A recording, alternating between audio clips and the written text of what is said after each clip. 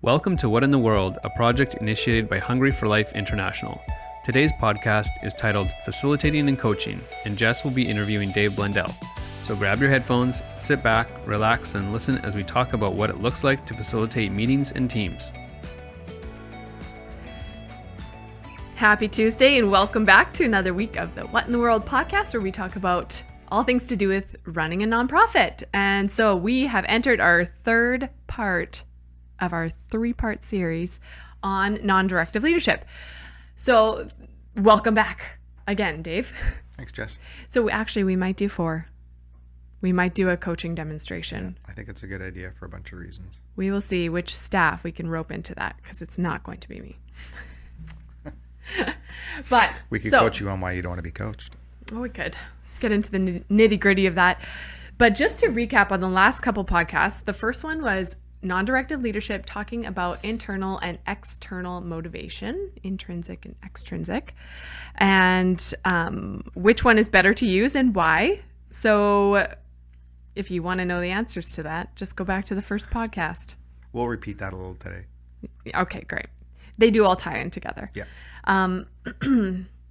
The second podcast was all about how to ask good questions and how to be an active listener to get the results you want to get, and which leader doesn't want results. So again, if you want to learn more about those things, head back to the last couple episodes. You can watch them, read them. No, sorry, you can't read them, but you can watch them. You can listen to them. So the next topic on the docket is facilitating. And I want to set this up a little bit. So Dave, can you explain why facilitating gets its own episode? As we were talking about non-directive leadership and what that was when we were preparing for this series, that term came up because we were talking about, obviously people understand the concept of facilitation. If you're bringing in an external facilitator, some third-party professional to come in, use facilitation skills.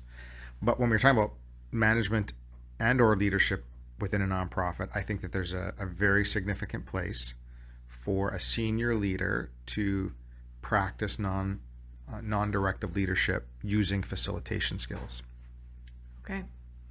And to clarify, we were talking about non-directive leadership. We were talking about applying this to I'm rambling here, but I do want to clarify the difference between coaching and facilitating. Mm-hmm. What is the difference between coaching and facilitating? Or are they the same? Well, you use coaching skills in facilitation. You use lots of coaching skills in team coaching. There's a facilitative aspect to team coaching. So there's a lot of overlap in the skills that are brought to most non-directive leadership situations. So an external facilitator is usually brought in because of their expertise in being able to draw information out of the group. So rather than a leader being kind of like the stage on the stage. The stage on the stage. I'm with you. I'm in that mood today. So the expert on the stage, or the sage on the stage, you more become a guide on the side. And again, clearly easily understood with if you're bringing in somebody external, but being a guide on the side, if you've got the right people in the room and the right conditions, can be a really effective way of leading your team as an internal manager. And so the facilitator is the one who guides the process, whereas the team provides the content. Right? Yeah, the people in the room are experts on their organizations, their lives. The facilitator provides an opportunity with all kinds of skills to be able to draw that out, bring the team together, create an environment where all the people in the room are talking about the things that matter to them as a team. Mm-hmm. Yes, that's a good point. We're going to talk about key players in a second too. Yeah. Who can benefit from this podcast? We have been covering kind of the nonprofit sector of coaching, non-directive leadership. But I was telling you before this episode, I use these skills in parenting, and I think they're actually quite beneficial to multiple facets of life. So who can benefit from learning this information? Anybody that's trying to influence a group of people. So a parent, our baseball coach, a team leader, a pastor in a church. I mean, anybody that's trying to influence a group of people could use all of the skills that we've talked about in non-directive leadership. And it's not that we're never saying drop all the ways you influence and now only adopt non-directive leadership skills like facilitation, coaching, listening, asking good questions, that's the panacea of good leadership now. Most people use tools in directive leadership. We're just saying, okay, expand your toolbox. There's a place for directive leadership in an organization, and we can talk about that later. But we're just saying expand your tools, so your go-to tools aren't necessarily directive skills, but you've got the ability to move to non-directive when the situation warrants it. Mm-hmm. I think what you said is pretty key. Like, it's not like you need to drop anything you've ever learned in influencing. You also have kind of your conscious or your subconscious will also guide and direct you too. There's a place for, you don't have to use the textbook for everything. And there's also a place for directive leadership in like a training context or parenting context. Or a parenting. Don't I know that? Yeah. Yes. Yeah. So yes, thanks for clarifying that. So what skills does a good facilitator need? Similar to coaching, the foundational skills are listening to a group and then asking appropriate questions to the group. And so I would say listening and asking good questions are key skills. Being able to read the room, like emotional intelligence, is a really important skill in group facilitation, because on one-on-one coaching, you're reading the person and getting your cues from the person. But once you put a group of people in a room, the dynamic completely changes. Mm-hmm. And now you're not just reading a person, you're reading the room of people. So if someone gets super quiet when they've been participating before, and what are you going to do about that in your facilitation, because something's obviously happened with that person. Right. So, and that's all about emotional intelligence. So, okay, question about emotional intelligence. Yeah. Is it God-given or can you learn it? I think you have somebody in mind as you're asking that question. No. Nobody in my life. Just a question. Yeah, I think for sure emotional intelligence can be something that... Shoot, you kicked me away. I think for sure we can all develop better emotional intelligence. I think if someone can feel, like people have said to me, is empathy something that's learned, or do you have it or not have it? Which I struggled with for a while. And then I heard someone talking about empathy, or I was reading about empathy, and the influencer said, if you have the ability to feel, you have the ability to empathize. If you have the ability to feel, I believe you have the ability to become emotionally intelligent, because we all have emotions. Mm-hmm. And so... Some of us have less. We're hiding them better than others. True. Yeah. They're just hidden. Yeah. Thanks for clarifying. Yeah. So many questions about facilitating. Who are the key players in a facilitation?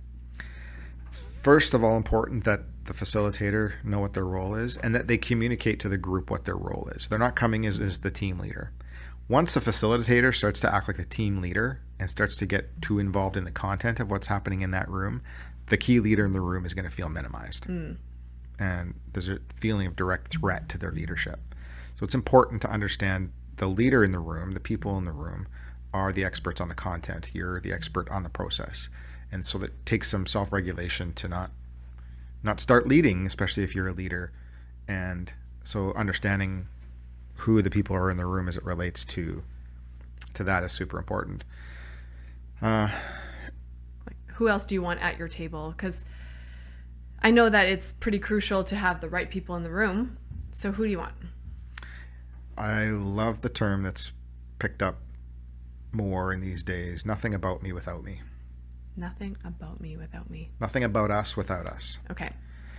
So the general principle is, if the issue you're discussing affects people, have more people in the room, or representatives of the people that the issue affects, be able to be in the room and contribute to that conversation, and default to more, not less, which is often a threat for leaders, because we sometimes think the more people we add to this room, the harder it's going to be to get what I want to have happen, because I have to now manage 8 people versus 3. Because leaders often go into a discussion or a meeting with stuff in their head they've already decided is the best way to do things, and they then say, well, my job is to get everybody to agree with me. Super not healthy leadership. But if you're taking a facilitation position, you really could have as many people in the room as the situation warrants and still end up with the best solution for the group. And is it important that everyone gets a turn talking? Yeah, key point in establishing psychological safety in the room, because some of the researchers on psychological safety specifically define it as one of the aspects of it being that people in the room have roughly equal speaking time. And obviously you get people who speak more and the people who speak less, and part of the facilitation skills is to be able to manage that dynamic in the room, pulling stuff out of people who aren't speaking much and gently controlling the people who may be contributing too much. So those are all practical facilitation skills. But as far as going to your question, for sure, if you're really going to benefit from the people in the room, you have to figure out ways to get everybody in the room contributing. Yeah, I mean, if you're asking them to sit at the table and then you don't ask for their opinion, they might feel like that was a waste of their time. Right. And we often assume as leaders that if no one's talking, it's because they don't want to talk. But think about it. Whenever we get out of a meeting and the person that doesn't talk too much comes up to us after or sends us an email and says, hey, I had some thoughts in that meeting. And I'm like, why didn't you contribute those thoughts in the meeting? Because they're amazing thoughts. Yeah. But that goes to the skills of facilitation. There's lots of tools. There's lots of ways of going about bringing information, bringing people into the conversation that might be quiet. Right. And might be beyond today's scope. But it's a really important skills to have so that everybody feels like they've contributed to a discussion. We're going to talk about a few different archetypes that are generally in a facilitation meeting a bit later, and I want to get like some more practical tips on how to pull out answers out of the quiet ones. Sure. But for now, what about rules of the game? What guidelines do you establish with a group off the team right off the bat? As we've talked about, excuse me, in previous podcasts, unless people who come to a meeting feel safe, genuinely free from feeling a threat to their self-worth, psychological safety, trust, words in that realm, unless people feel they can trust each other, then you're really you never have the foundation for a good discussion. No matter what good questions you ask, no matter how great of a job you do facilitating, if you don't establish what safety looks like in this meeting, that people can trust one another, you don't have a meeting. You don't have a productive meeting. And that takes some real skill, and that's different from group to group, because some groups may have established that already. Some groups may have the one talker who does all the talking. No one feels safe to talk. You may have had a situation where this more relates to external facilitation, and you don't know what you're walking into, the team culture that it is. But for an internal leader in an organization, really important that you establish right off the bat, what is it going to take to make people in this room safe to contribute? And sometimes we call that a check-in. Okay. And we ask the question directly. And we use some tech tools so people don't have to identify themselves with their answer. But we've used those before. We have like a mentee poll where we ask the question, what will it take for you to feel safe to contribute in this meeting? Especially when you're concerned about a lack of safety. Yeah. And people will write, it'll show up on the screen, and then I'll follow up and I'll say, does everybody in the room agree that you're going to act in a way that commits to those things for everyone in this room? That's a great tip. Yeah. For creating safety. It is. And ultimately the proof's in the pudding. You can't just say it at the screen at the beginning and allow everybody to talk the way they want to talk. You as a leader, as the facilitator, need to hold a group accountable to the things that they said on their screen. Right. And that takes some self-awareness on behalf of the facilitator. So safety, that's one rule of the game. Yep. Any other rules of the game? What was the question again? What are some guidelines to establish with the group or team right off the bat, like psychological safety? Anything else? Yeah. Some expectations around contribution. If you've established psychological safety, now you can say we want to have healthy conflict in this conversation, which means speak about the issues, not about the people. And so we keep let the people know right up front we're going to talk about the issues we're trying to solve together, not look to blame people who the issues may represent for you. So focus on issues, not people. We also have the skills that I was talking about earlier about making sure everybody's a part of the conversation. Knowing when to take a break is really important, not just because it says in the schedule we should take a break, but sometimes the room's tense, people are tired, people are fidgety, and know when to take a break and get people to walk outside or go to the bathroom or get a coffee is also really important, because it kind of lets off the steam in a room if you're starting to feel that people need that mental break. There's lots of other skills related that might answer your question, but that's probably enough for now. Okay. To start. Side note, I'm totally jetting off, but okay. Can a team leader also be a facilitator? It takes significant self-regulation for a team leader to be the group facilitator. Right. And so some of the teaching on team coaching and facilitation is sometimes you might need to have somebody in the room who's not the leader, but it's going to be willing to act as the leader. Okay. So in a staff meeting, appointing somebody on your staff as the facilitator who's actually going to be focused on facilitation skills, not any outcome of the conversation. Okay. If you've got a leader that can be pretty directive and really have a hard time not directing the conversation, because we tend to think that leading is all about directing, then if that leader isn't self-aware enough, isn't skilled, doesn't learn facilitation skills, you might need somebody in the room to be appointed to that role. Okay. And then the ability for that leader to be submissive to the facilitator in the room, right, even though it might not be the leader. So it does, if a leader's really committed to inclusion, safety, collaboration, and they take skills, they learn skills around non-directive leadership and facilitation and asking good questions, I think it's a fantastic idea for the key leader in the room to be the facilitator. Okay. Because while you're facilitating, you're also communicating that this is collaborative. Have you ever seen organizations where they have like a designated facilitator? I've seen some organizations that more heard of them that like somebody different on staff each meeting will facilitate the staff meeting. So my son works for the Saskatchewan Rough Riders, and he found out during operations meetings that every leader, every staff member takes a turn facilitating the staff meeting. Oh, interesting. So like over a year period, you can expect that one meeting a month you're going to be facilitating or leading that meeting. Hey, it's a great way to kind of weed out, like find your facilitator. It is, and include people, develop them as leaders, develop the facilitation skills. So I think there's some wisdom in that here. I don't facilitate many of our meetings here. Like for example, our director of operations facilitates our operational meetings, and I'm just a participant. Right. And so related to the question you asked earlier, and this very point, one of the best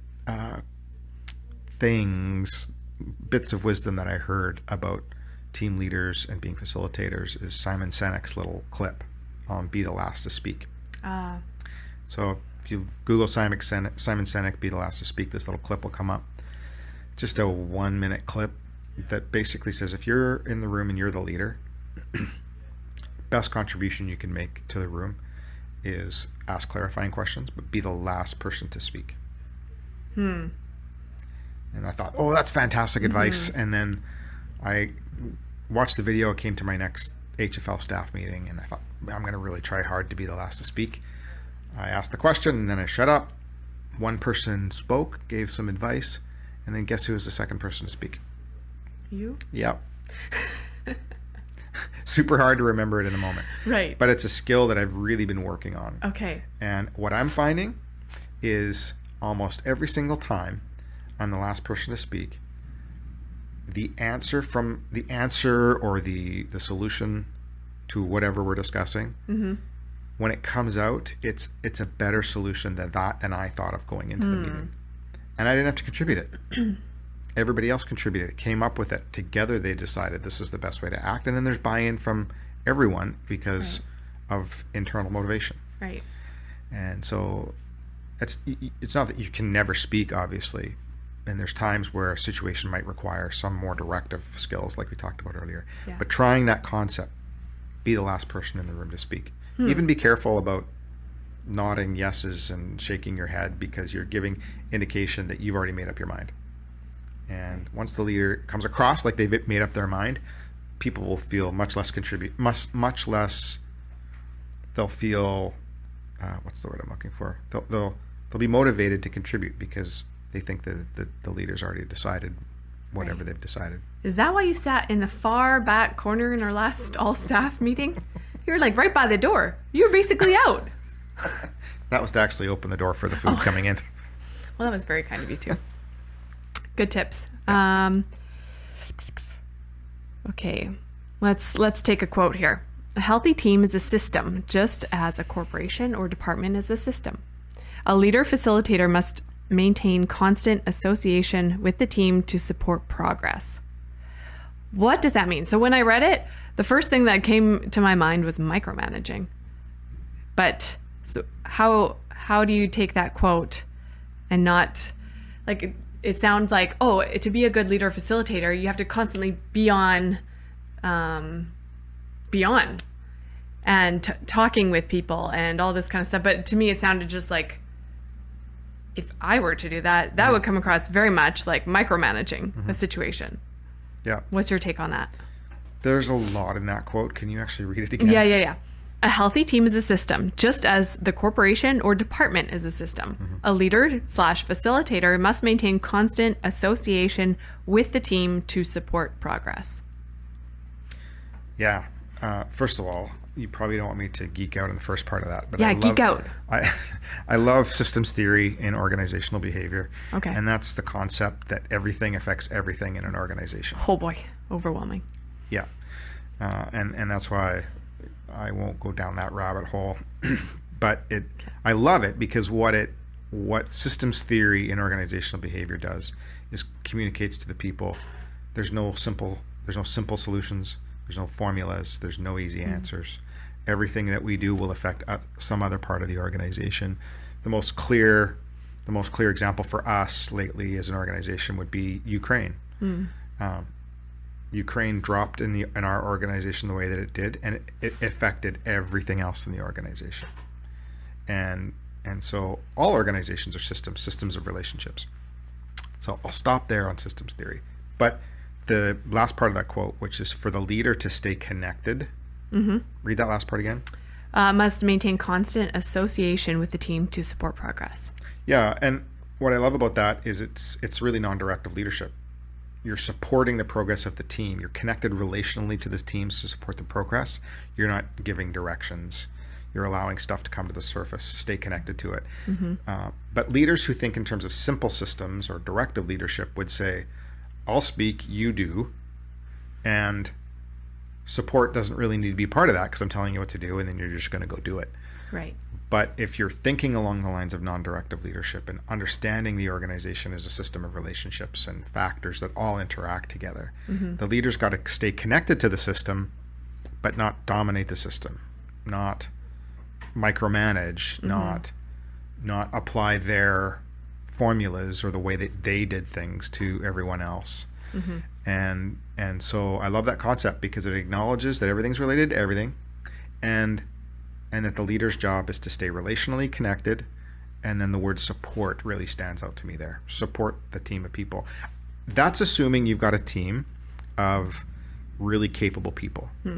If you've got a team who need directive leadership because they don't know specifically what to do in their job, Right. then you need to swing back more towards advice giving and directing. And as soon as that group starts to grow and become more skilled, though, you've got to move the continuum to more supportive, non-directive behaviors. Yeah, because I feel like that taken the wrong way, your organization could suddenly become a hen house with chickens with their heads cut off, running around aimlessly. Right. Because you're just, everything is related to everything. We're going to take it as it comes. Like that kind of, like if you don't get a handle on this concept, you could run the other way with it. Like there has to be ground rules too. Yep. So you're saying establish the ground rules within a team And then maintain constant association with your team and constant check-in, like that kind of thing. Yeah, and think if HFL started all over again and we had a whole bunch of people who had never done international development and they came to the first staff meeting.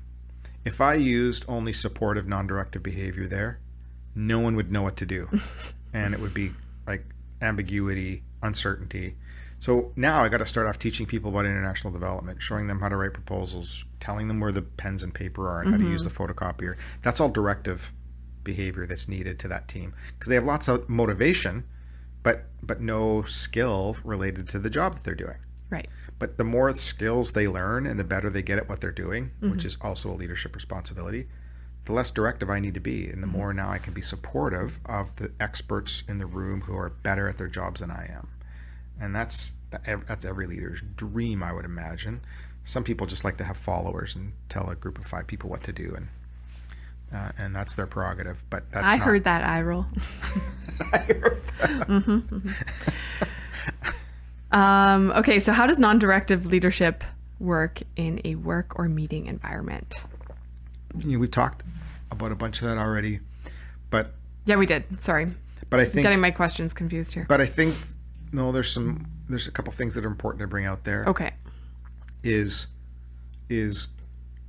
the designing of an agenda where some of the information is separate from some of the items for discussion, where you might have a part of a meeting where, well, the Christmas party's here, this thing is happening there, we're rolling out this new program on this date, and that stuff's more for information and keeping those things separate from the parts of the meeting where you're really wanting to include and be collaborative with all the people in the room. So bringing a topic to be discussed, and then as a leader being prepared with questions you're going to ask about those topics before you give any input. And so I think that's especially if you've got highly skilled people. If you're more needing to be directive because you've got people who haven't developed the knowledge yet to do their job, you might, as we said, in a meeting need to provide more information and direction. But as that team skilled, you start to do less of that. So I think applying what we've talked about to a meeting setting, and with the specific skill about forcing yourself to listen, ask questions, be the last to speak. Okay, I want to get into the 5 archetypes. Yeah. Because we all have them. And if you don't think you do, you are it. Classic line. So yeah, I want to give credit to whoever gave me these archetypes, which I should have found his name, but it was from a YouTube clip on facilitation and challenges around facilitating a group. And there were 5 common personality types that pop up, and how do you deal with them? So let's briefly run through 5 of them and tell me your tips. Okay. Number 1, the alpha, the one, likely the team leader, the one who always interjects, saying, just to clarify, just a quick question, just a thought about that, just, feeling like they need to gather everyone to be on the same page, and kind of taking the reins from the facilitator. Yeah. How do you deal with that one?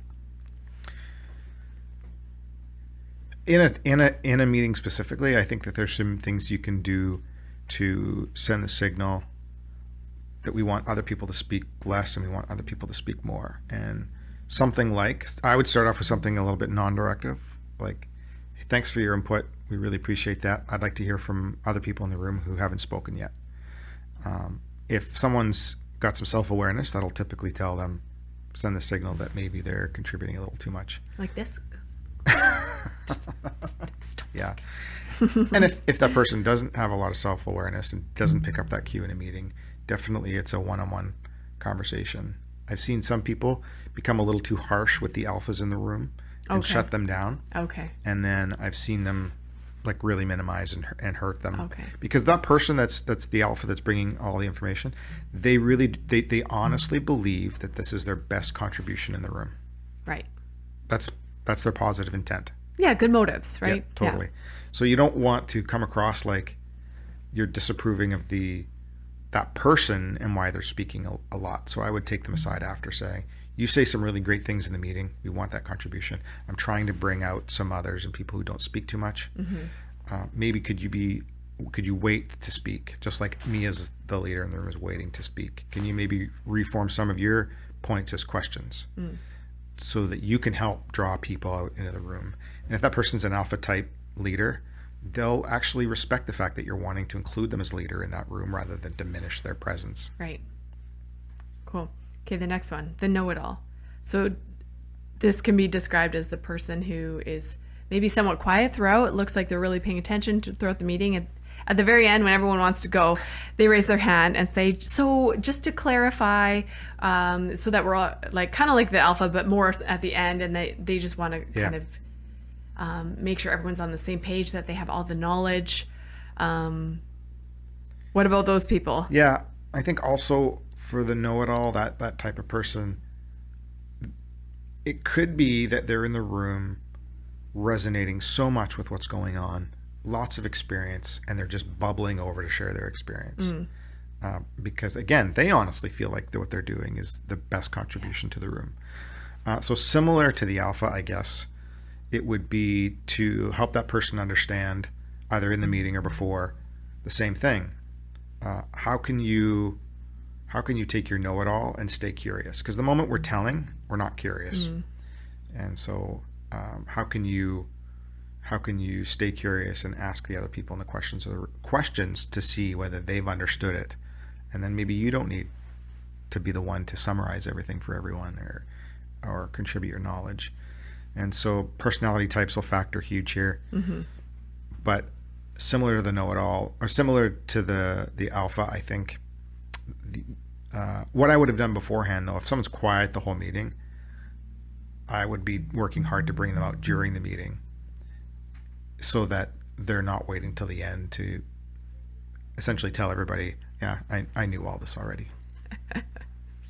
That was my next one, the introvert, the one who is quiet throughout the meeting and will stay quiet the entire time. How do you draw? Because like we mentioned before, these people have amazing ideas. They'll come to you maybe later, maybe in a week or so. Say, oh, about that, I was thinking. So how do you draw it out of them in the moment? We had a person on one of our teams here who really, really smart. And I knew they were super smart, but they would very rarely contribute in a meeting. And I was figuring out why, because I know I'm interested in everybody's opinion in a room. That's clear to me, but to this person that wasn't clear and wouldn't contribute.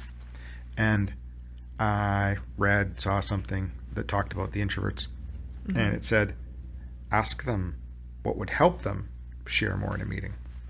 Rather than say, hey, I'd really appreciate if you'd share in a meeting. Right.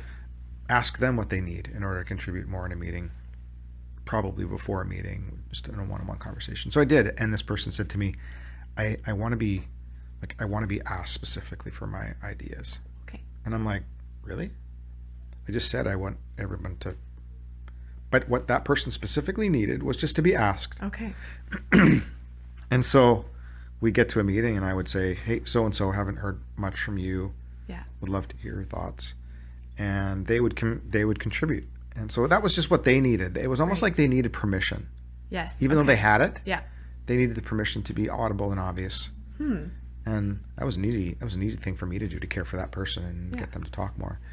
Ask them. How simple. Yeah, just ask them what would help. Hey, notice you're kind of quiet in this meeting. If someone changes their behavior really dramatically in a meeting, you've got someone who's the know-it-all and they get super quiet right away, then ask them, hey, I saw you've got super quiet in this meeting. What's going on for you as we've had this discussion? So you have to determine whether that's something that can be done in the middle of a group or whether that's something one-on-one with somebody afterwards. Emotional intelligence. Yeah. But I didn't know. We had somebody here who was frustrated with me for like a couple of years, and I never knew it. Why? Because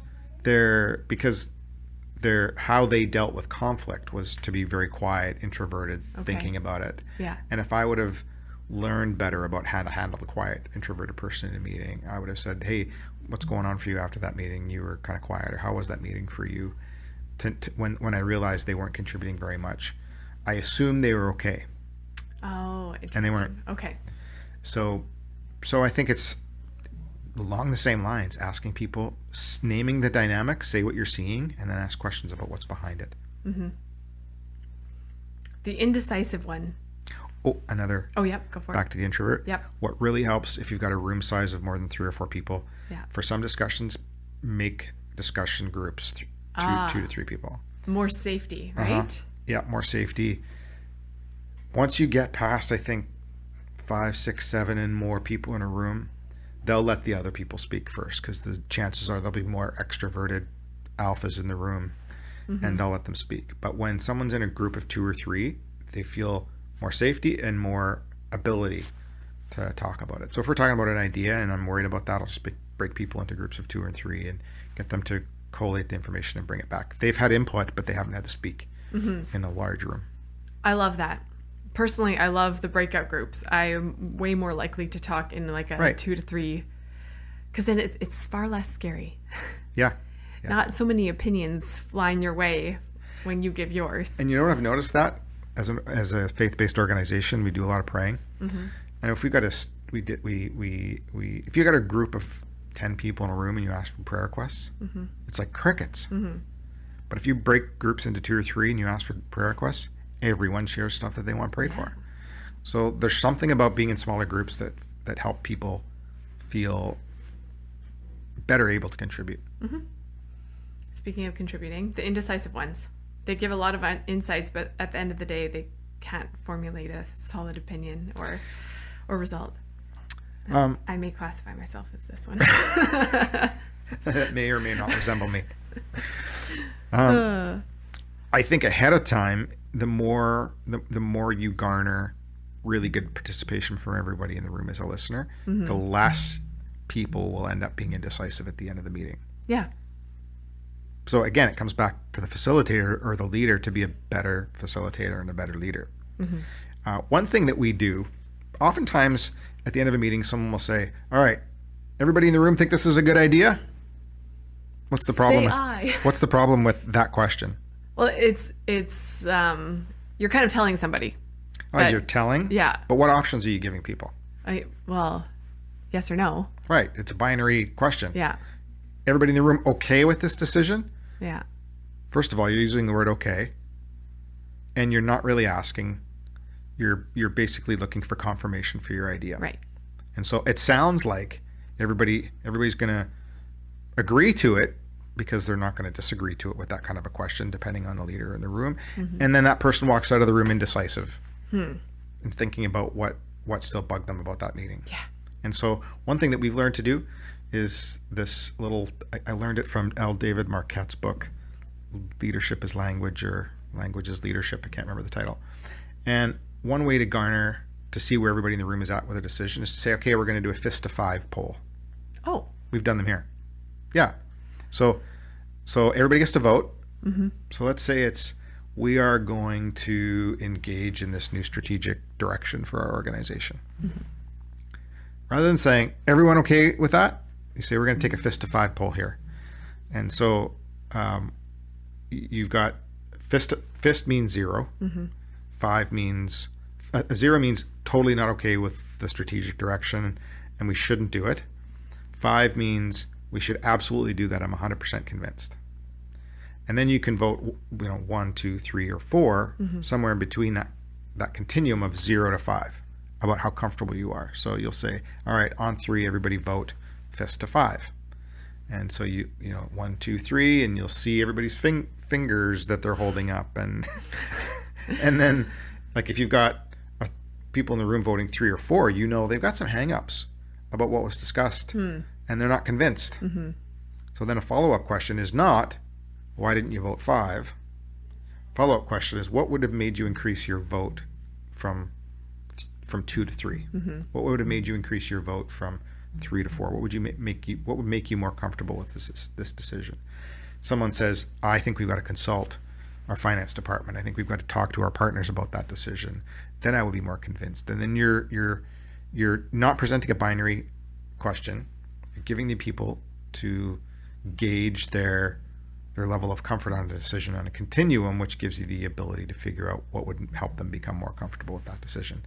So you can do a public fist to 5 where everybody sees that, if it's a really kind of a crunchy item and people want anonymity, you could actually do a fist to 5 on a piece of paper where someone can vote 0 to 5, hand them in. And then as a facilitator, then you need some really good questions to figure out what to do with that, because probably you as a leader need to do more work to improve on everyone's buy-in on whatever it is you're discussing. It's a really great alternative to a yes or no situation. Yeah. Okay, what about the negative ones? The naysayers, the ones who interject all the time? Yeah, really good question, because there's likely one in every group or more. And so that there's lots of ways to answer that question that would go beyond our scope today. But with the people in the room that are chronically negative, like almost like they're going to say no and give me a reason to say yes. That's kind of their default to whatever's going on in a room, especially if they feel the room pulling towards one direction. Okay. They've got to be the no people, and it's not because they woke up that morning thinking about how to frustrate the team today, even though it seems like it. Yeah. But it's important for a leader to know what's behind the no, like what's going on for that person in the no. And again, depending on the room dynamics, level of safety, it's asking more questions. Hey, you're constantly opposing something in this discussion. What's going on for you? What's behind your no? What do you think we're missing? A whole bunch of good questions. And then it could be the one-on-one conversation again with someone after the meeting and pointing out the same thing. And it's important how you point it out. You don't want to go and say, you're always negative for everything that we talk about, because they could argue with that conclusion. What I would say instead was, I'm noticing that whenever we talk about an issue, you take a contrary position. Is that accurate for you? How does that sit with you? Because they can't argue with my perception or my feelings, so I can approach it from that perspective. And then I can ask some more questions with them on one-on-one about what's going on within them in the organization and personality. And I would say, what are you trying to accomplish with the no? In one situation that I was a part of, when I asked that question, the answer was, I think there's a lot of visionaries in the room, and I really believe I need to keep our feet on terra firma here, and again, positive intent. Right. They felt the need. It was their obligation to keep everybody grounded. Yeah. And to a degree that was true. That was their role.